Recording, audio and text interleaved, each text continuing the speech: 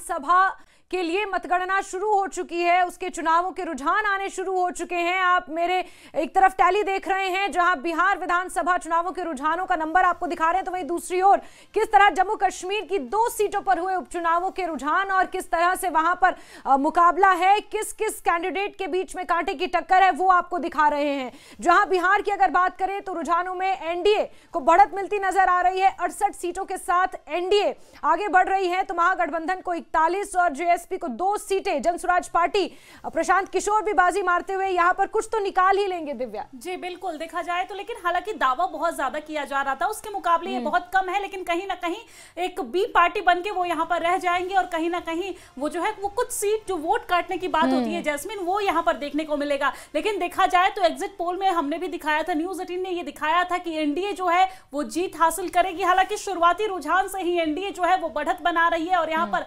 68 seat के साथ NDA बढ़त बना रही है। तो वही महागठबंधन की बात करें तो महागठबंधन में यहाँ पर बढ़त बनाती हुई नजर आ रही है, लेकिन शुरुआत से ही एनडीए जो है वो एक अलग डिफरेंस बनाकर चल रहा है। साथ ही साथ हम उपचुनाव की भी बात करेंगे। उपचुनाव में 2 सीटों पर, जम्मू कश्मीर के 2 सीटों पर जो मतगणना है वो शुरू हो चुका है। वहां से हमारे दोनों संवाददाता लाइव जुड़े हुए हैं, हमारे साथ समीर भी जुड़े हुए हैं, साथ ही साथ हमारे साथ आबिद भी हमारे साथ लगातार जुड़े हुए हैं। जैस्मिन बिल्कुल बिल्कुल। और समीर, इससे पहले हम बडगाम के समीकरणों की बात कर रहे थे कि किस तरह ये उपचुनाव बेहद दिलचस्प रहा 2024 के चुनाव, 2024 के इंतखाबातों के भी कंपैरिजन में। लेकिन अगर बात नगरोटा की कर ले, इससे पहले हम पैंथर्स पार्टी के जो संस्थापक और जो हेड हैं हर्षदेव सिंह, उनकी बात कर रहे थे। उनका क्या रोल देखने को मिल सकता है, क्योंकि नगरोटा की अगर बात करें तो कांटे की टक्कर सीधे शमीम बेगम और देवयानी राणा के बीच है, लेकिन हर्षदेव सिंह का भी एक फैक्टर नजर आ रहा है वहां पर। देखिए, हर्षदेव की बात करें तो उनका बैकग्राउंड आपको पता ही है कि वो 2002 से लगातार 96 से लगातार 2014 तक वो एमएलए रहे। 18 साल वो एमएलए रहे और उस बीच में वो मिनिस्टर भी रहे, एजुकेशन मिनिस्टर भी मुफ्ती सईद सरकार में रहे 2.5 साल के करीब। तो हर्षदेव ने बहुत काम किया है, लेकिन उनके लिए दिक्कत ये है कि हर्षदेव उधमपुर से रामनगर से आते थे और रामनगर से वो चुनाव हार गए और उसके बाद उन्होंने फैसला किया कि वो अब नगरोटा से चुनाव लड़ेंगे। पिछले 14 से वो चुनाव हार रहे हैं, 14 में भी वो चुनाव हार गए थे और उसके बाद अब जब 24 में चुनाव हुए थे तो रामनगर से फिर वो चुनाव हार गए। लेकिन अब वो नगरोटा आए और नगरोटा में वो बहुत मेहनत उन्होंने की। मैं आपको याद दिला दूं, दिव्यानी राणा जब 11 महीने से लगातार मंथन कर रही थी वहां पे, तो हर्षदेव भी ऐसे नेता थे जो कि जगह जगह जा रहे थे और जगह जगह पे उन्होंने अपने पोस्टर भी लगाए थे और उन पोस्टरों में लिखा था कि नगरोटा का एक ही शेर हर्षदेव सिंह, हर्षदेव सिंह। तो ऐसे पोस्टर हर जगह पे चिपकाए हुए थे। उनके वर्कर भी लगातार मंथन कर रहे थे, एक तरह से ग्राउंड बनाने की कोशिश कर रहे थे, क्योंकि हर्षदेव भी चाहते हैं कि वो दोबारा से लगातार वो 18 साल एमएलए रहे थे। आप समझ सकते हैं कि कितने बड़े नेता हैं। पैंथर्स पार्टी में उनकी तोती बोलती थी, लेकिन जब भीम सिंह जो उनके जो संस्थापक थे, जो फाउंडर थे असली जम्मू कश्मीर पैंथर्स पार्टी के, जब उनकी डेथ हो गई उसके बाद हर्षदेव सिंह और बलवंत सिंह मनकोटिया के बीच जो 2 भाई हैं उनके बीच में आपस में जो है रस्साकशी शुरू हो गई, आपस में उनका कड़वाहट शुरू हो गई और उसके बाद पैंथर्स पार्टी से बलवंत सिंह मनकोटिया तो बीजेपी में चले गए और हर्षदेव ने भी अपनी Jammu Kashmir panthers party India बना ली।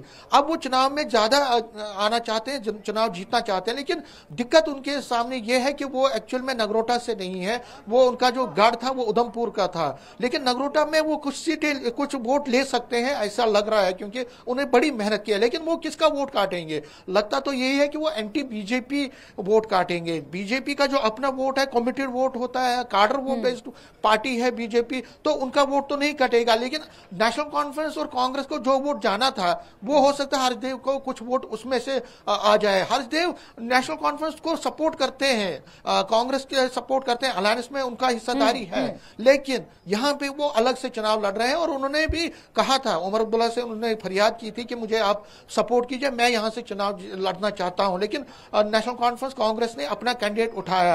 हर्षदेव हो सकता है 2-4 हजार वोट, ऐसा कह रहे हैं लोग कि हो सकता है वो उठा लें, लेकिन वो वोट किसका काटेंगे? हालांकि उनका जो एक दबदबा है, वो जो उन्होंने अपनी जो चुनावी दौड़ है या चुनावी कैंपेन है उसमें उन्होंने सबसे ज्यादा टारगेट बीजेपी को किया, और उनकी जो सियासत इस वक्त की है वो बीजेपी के खिलाफ ही है। वो जब कोई भी स्टेटमेंट देते हैं, कोई भी प्रेस नोट देते हैं, कोई भी स्टेटमेंट देते हैं, वो बीजेपी के खिलाफ ही होता है। और बीजेपी के खिलाफ भी उन्होंने एक मोर्चाबंदी करने की कोशिश की नगरोटा में, लेकिन अब वो वोट कितना लेते हैं अगले 1-2 घंटे में सब पता चल जाएगा। बिल्कुल समीर, और ऐसे में नगरोटा में नेशनल कॉन्फ्रेंस का जो फैक्टर है वो भी अपने आप में, इससे पहले आपने जिक्र किया था कि मुख्यमंत्री उमर अब्दुल्ला की सिर्फ एक चुनावी रैली यहां पर हुई और उसमें भी बाकी तमाम कैबिनेट मंत्री और उनके सलाहकार नासिर असलम वानी तक यहां पर भाषण दे पाए, लेकिन मुख्यमंत्री उमर अब्दुल्ला के समय माइक बंद हो गया था और उसके बाद कोई मशक्कत भी नहीं की गई, कोई जद्दोजहद भी नहीं की गई कि एक बार और शायद मुख्यमंत्री उमर अब्दुल्ला नगरोटा की जनता के बीच आए और नेशनल कॉन्फ्रेंस के लिए वोटों की अपील कर सके। ऐसे में नेशनल कॉन्फ्रेंस का हम क्या ये कह सकते हैं कि नगरोटा सीट के लिए थोड़ा सा डिसइंटरेस्ट इसलिए भी था क्योंकि देवयानी राणा चुनाव लड़ रही थी। देवेंद्र सिंह राणा और मुख्यमंत्री उमर अब्दुल्ला के रिश्ते कितने गहरे थे वो भी एक फैक्टर है, और देवयानी राणा उनकी बेटी जैसी ही हुई और शायद यही कारण था कि बहुत ज्यादा जोर आजमाइश भी नेशनल कॉन्फ्रेंस ने नगरोटा में नहीं की शायद। आपने जो बात कही थी तो वो मेरी जुबान पे ही था और मैं यही कहने वाला था, और आपने बिल्कुल सही नापा और बिल्कुल आपने जो है एक्यूरेट बात कही है। लगातार हम, जब मैं आपको बता दूं, मैं बैकग्राउंड में जाना चाहता हूं। जब देवेंद्र सिंह राणा की डेथ हुई उसके बाद मैंने सुना है उमर अब्दुल्ला ने ये कहा था कि मैं नगरोटा से तो कम चुनाव नहीं लड़ना चाहता हूं अब, क्योंकि उनके पारिवारिक रिश्ते थे। देखिए, देवयानी राणा को उन्होंने अपनी बेटी की तरह, और मुझे याद है देवेंद्र सिंह राणा और उमर अब्दुल्ला चाइल्डहुड फ्रेंड्स थे, फिर कॉलेज में वो दोस्त बनिए, कॉलेज में भी वो एक ही कॉलेज में पढ़ते थे, और उसके बाद सियासत में देवेंद्र सिंह राणा और उमर अब्दुल्ला साथ साथ ही चले। 2002 से लगातार वो साथ में ही चले और पॉलिटिकल एडवाइजर बन गए जब वो चीफ मिनिस्टर बने, फिर उनको एमएलसी बनाया गया और उसके बाद उन्होंने वो प्रोविंशियल प्रेसिडेंट बने नेशनल कॉन्फ्रेंस के जम्मू के।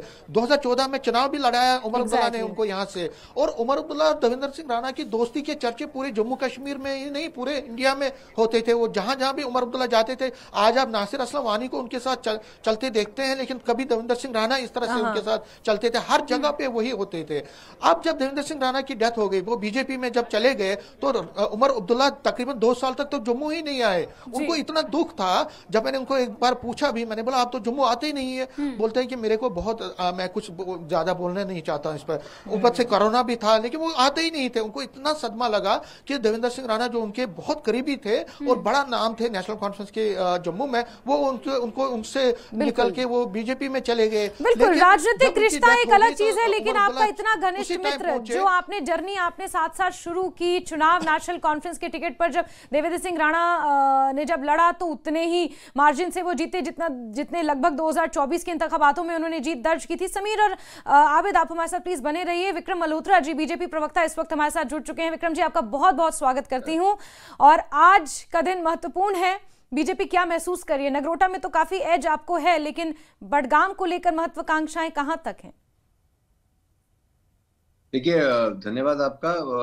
मुझे लगता है कि भारतीय जनता पार्टी के लिए आज का दिन बहुत महत्वपूर्ण इसलिए भी है क्योंकि दोनों सीटों पे हम बहुत अच्छा प्रदर्शन करने जा रहे हैं।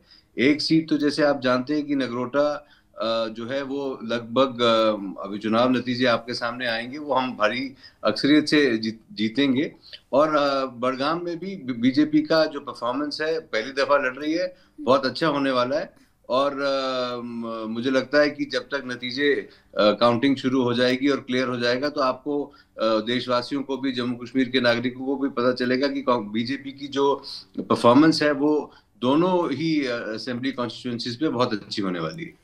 जी बिल्कुल विक्रम मल्होत्रा जी, लेकिन अगर आप जिस तरीके से दावा कर रहे हैं नगरोटा में, हालांकि आपका जो वर्चस्व है वो हम सब जानते हैं और दर्शक भी जानते हैं, और कहीं ना कहीं एक सिंपैथी फैक्टर भी यहाँ पर देवयानी राणा के साथ है, लेकिन अगर आप यहाँ से जीत हासिल करते हैं तो आपको आगे को लेकर आपकी क्या कुछ रणनीति होगी? देखिए, नगरोटा की जहां तक बात, भारतीय जनता पार्टी एक कैडर बेस्ड पार्टी है। तो जब भी कोई चुनाव होता है वो पूरा कैडर जो है भारतीय जनता पार्टी का, उसको एक साथ मिलके एक परिवार की तरह उसको लड़ता है। और ये इंडिविजुअल कैंडिडेट की जहां तक बात है, देवेंद्र राणा साहब भारतीय जनता पार्टी के सीनियर नेता थे और बहुत लोकप्रिय थे नगरोटा के लोगों में, अपने लोगों में बहुत लोकप्रिय थे क्योंकि उन्होंने बहुत काम किए थे लोगों के। तो उसका फायदा देवयानी राणा जी को जरूर मिल रहा है, पर उसके साथ साथ जो भारतीय जनता पार्टी का संगठन है, जो उसकी ताकत है उसको अंडर एस्टिमेट नहीं करना चाहिए, क्योंकि हर पोलिंग स्टेशन से लेके ऊपर लेवल तक जितने भी भारतीय जनता पार्टी के कार्यकर्ता है, चाहे वो हमारे स्टेट प्रेसिडेंट हो, जो अब मेंबर पार्लियामेंट भी हैं, सब ग्राउंड जीरो पे आके काम कर रहे थे, धरातल पे आके काम करते हैं। और इससे भारतीय जनता पार्टी की जो ताकत है, जो एक सबसे बड़ी देश की पार्टी होने की ताकत है, विश्व की पार्टी होने की ताकत है और संगठनात्मक पार्टी होने की ताकत है, वो उभर के सामने आएगी। और उसी तरह बड़गाम में भी। जी बिल्कुल मल्होत्रा जी, ये तो आप पार्टी की जो उपलब्धियां हैं वो गिना रहे हैं, पार्टी का बड़कपन बता रहे हैं, लेकिन जनता के लिए आगे की क्या कुछ रणनीति है पार्टी की? देखिए, जनता के लिए भारतीय जनता पार्टी की हमेशा से जो सबका साथ सबका विकास का नारा रहा है, और नगरोटा में भी उसी का आपको एक प्रतिबिंब देखने को मिलता है। किसी भी जात पात को दरकिनार ना करके सबका साथ सबका विकास जो मोदी जी का नारा है, वो ग्राउंड पे जब काम करता है, तो जब ओवरऑल डेवलपमेंट जो है, भारतीय जनता पार्टी डेवलपमेंट पे फोकस करती है, हमारा एजेंडा है, और वो जो कार्यक्रम हमारे तय होते हैं उसको क्रियान्वित किया जाता है कार्यकर्ताओं द्वारा। और हम आगे भी चाहते हैं कि जम्मू कश्मीर में भारतीय जनता पार्टी की पूर्ण बहुमत से सरकार आए, ताकि लोगों को डेवलपमेंट क्या होती है समझ में आए। अभी तक तो राजनीति होती रही जम्मू कश्मीर में, और वो भी ऐसे मुद्दों पे जिनके लिए पर्सनल गेन्स के लिए वैली बेस्ड पार्टीज उनको घुमाती रही। और आज आप देखेंगे जब नेशनल कॉन्फ्रेंस की शिकस्त होने जा रही है बड़गाम में, उससे एक बहुत बड़ा संदेश जो है वो पूरे तो मल्होत्रा जी, नेशनल कॉन्फ्रेंस की शिकस्त को बड़गाम में क्या बीजेपी की जीत मान रहे हैं आप? नहीं, भारतीय जनता बीजेपी की जीत नहीं, लोगों की जीत होगी, क्योंकि एक साल में जो सरकार वादे करती आई अपने मैनिफेस्टो में, चुनाव के दौरान, चुनाव से पहले भी, और जानते हुए कि हम ये चुनाव जो है यूटी में लड़ रहे हैं। आज उमर अब्दुल्ला साहब रोज स्टेटहुड की दुहाई देते हैं। अब आप देखिए जिस तरह के हालात देश भर में ये जो रेड फोर्ट के अटैक के बाद बने हैं, तो कहां से इतनी जल्दी, अभी जो लोग बोलते थे आप टाइमलाइन दीजिए, जब एक इतना बड़ा इंफ्रास्ट्रक्चर। लेकिन विक्रम मल्होत्रा जी, मैं यहाँ पर आपको माफी के साथ रोकते हुए, ये आरोप भी तो आप ही के पार्टी के ऊपर लग रहा है ना सर? कह रहे हैं कि केंद्र की तरफ से उन्हें स्टेटहुड नहीं दिया जा रहा है, जिसकी वजह से वो काम नहीं कर पा रहे। प्रशासन की जो व्यवस्था है, सुरक्षा व्यवस्था जो है, वो एलजी के पास है। नहीं, देखिए, आपको मैं बता रहा हूं कि आपको ये चीज समझने की जरूरत है कि हमारे को एक बड़ा दुश्मन जो बॉर्डर पार पे पाकिस्तान के रूप में हमारे सामने एक खड़ा है, और वो निरंतर ये कोशिश कर रहा है कि भारत में और खासकर जम्मू कश्मीर में सिक्योरिटी सिचुएशन जो है उसको खराब किया जाए, कैसे उसको अब हालात बिगाड़े जाए। पहले उन्होंने पहलगाम अटैक को अंजाम दिया, उसके बाद जो हुआ वो सारे पूरे देश और दुनिया ने देखा।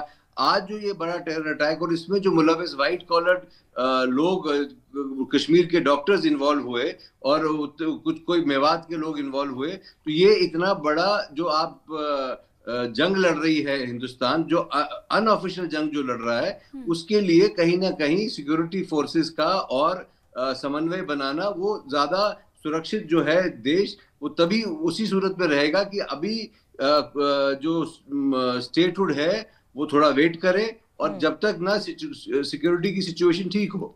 लेकिन मल्होत्रा जी, आपने कहा, आपने बड़गाम उपचुनावों को लेकर मल्होत्रा जी आपने कहा कि जनता की जीत होगी, लेकिन कैंडिडेट तो कोई ना कोई जीतेगा। आप कह रहे हैं कि नेशनल कॉन्फ्रेंस की हार हो रही है, जनता की जीत हो रही है, लेकिन कैंडिडेट तो जीतेगा ना। तो क्या आप बीजेपी को लेकर आशान्वित हैं कि बीजेपी बड़गाम में जीत दर्ज कर रही है? क्या ये कॉन्फिडेंस है आपके पास? बीजेपी, हम बहुत आशान्वित हैं, पर बीजेपी बहुत बेहतर परफॉर्म करेगी। हमारी तो उम्मीद यही है, हर पार्टी इसी उम्मीद से लड़ती है कि वो जीतेगी। हम भी चाहते हैं हमारा कैंडिडेट जीते, पर मेरा अपना ये मानना है कि जिस तरह से नेशनल कॉन्फ्रेंस के अंदर हालात बने हैं, जिस तरह से एक बड़े एमपी मेंबर ऑफ पार्लियामेंट और जो प्रोमिनेंट शिया नेता भी हैं, रिलीजियस नेता भी हैं, वो नाराज होकर जर्मनी चले गए हैं। और इसका मतलब, इसका जो खामियाजा है वो नेशनल कॉन्फ्रेंस का जो एरोगेंस है उसको वो टूटेगा, और मुझे लगता है कि उसका खामियाजा भुगतना पड़ेगा, क्योंकि वो भी यही सवाल उठा रहे हैं जो भारतीय जनता पार्टी उठा रही है कि भाई आपने आज तक जो एक साल, जो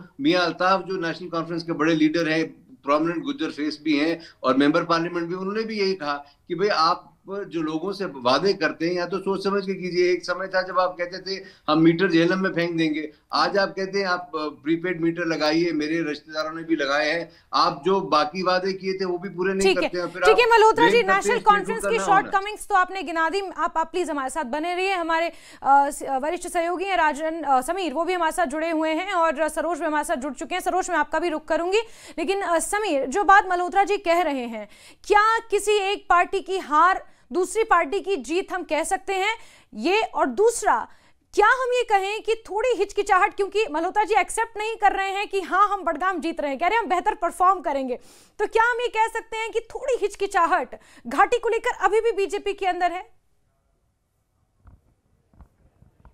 देखिए मल्होत्रा जी अगर मेरे साथ जुड़े हैं तो मैं उनसे एक सवाल पूछना चाहता हूं, अगर आपकी इजाजत हो तो। जी प्लीज प्लीज प्लीज सर।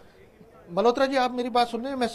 मैं समीर हूँ। ऐसा नेशनल कॉन्फ्रेंस क्यों कह रही है कि नेशनल कॉन्फ्रेंस ये कह रही है कि आपने पीडीपी को जिताने के लिए वहां पे काम किया है, आप पीडीपी को जिताना चाहते हैं, और पीडीपी के साथ आपके संबंध मतलब अलायंस है, हिडन अलायंस है, सीक्रेट अलायंस है, और आप चाहते हैं कि बडगाम में पीडीपी जीते, और उसके लिए आपने वहां पे काम भी किया, जोर शोर से हिडन तरीके से काम किया।